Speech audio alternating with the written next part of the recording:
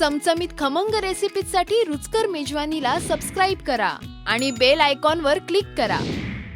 लहान मुलांपासून ते मोठ्यापर्यंत केक हा प्रकार सगळ्यांनाच आवडतो आणि त्यात मावा केक त्याहून आवडतो। तर आज मी तुम्हाला घरच्या घरी मावा केक कसा करायचा तो दाखवणार आहे। मावा केकसाठी आपण घेतोय 100 ग्रॅम बटर। तुम्ही तुपामध्ये केलं तर चालतो, पण हा बटरमध्ये केला की आपण जेव्हा केक खातो तेव्हा आपल्याला असं एक असा आवड म्हणजे घशाला लागतो तसा हा लागत नाही। घास म्हणतो ना, घास बसलो तसं होत नाही। त्याच्यानंतर 100 ग्रॅम पिठी साखर, 2 अंडी,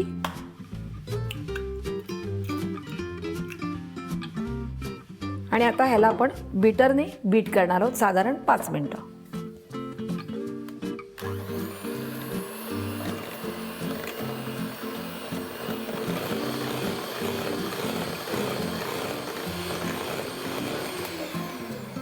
पाच मिनिटं झालेली आहेत। आता आपण दुसरं एक मिश्रण बनवून घेऊया।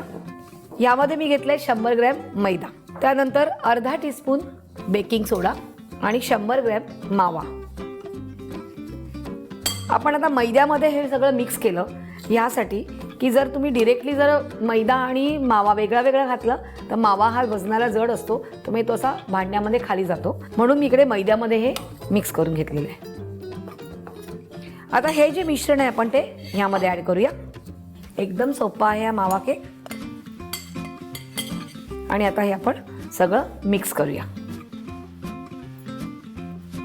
आता ही कन्सिस्टन्सी थोडीशी घट्ट आहे, तर आपण ह्यात थोडंसं अर्धा कप दूध घालूया।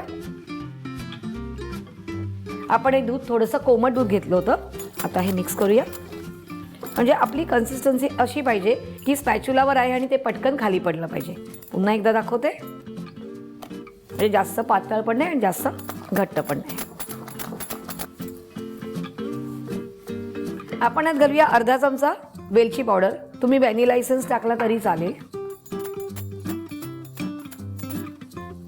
आता इथे मी एक टीन घेतलेला आहे, केक टीन, त्याला मी ऑलरेडी बटर पेपर लावलेला आहे। बटर पेपर लावला की त्या भांड्याला तो केक अजिबात चिकटत नाही। आता आपण हे सगळं मिश्रण आहे ते ह्यात घालूया आणि आपण हे थोडंसं असं छान असं इकडे वरती व्यवस्थित करून घेऊया केक। आणि नंतर थोडासा आपल्याला केक जो टीन आहे तो असा टॅप करायचा आहे, म्हणजे तो सगळीकडे व्यवस्थित बसतो।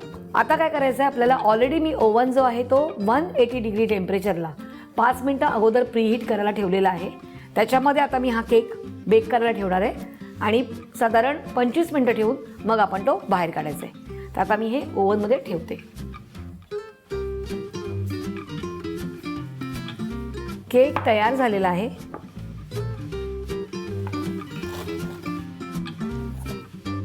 पेपर काढून घ्यायचा आहे, बटर पेपर। गरम आहे केक। आता हा थोडासा थंड होऊन द्या, त्यामुळे एक 10 मिनिटं वाट बघूया आणि मग ह्याला कट करूया। 10 मिनिटं झालेली आहेत आणि केक थंडही झालेला आहे। आता आपण हे कट करून घेऊया।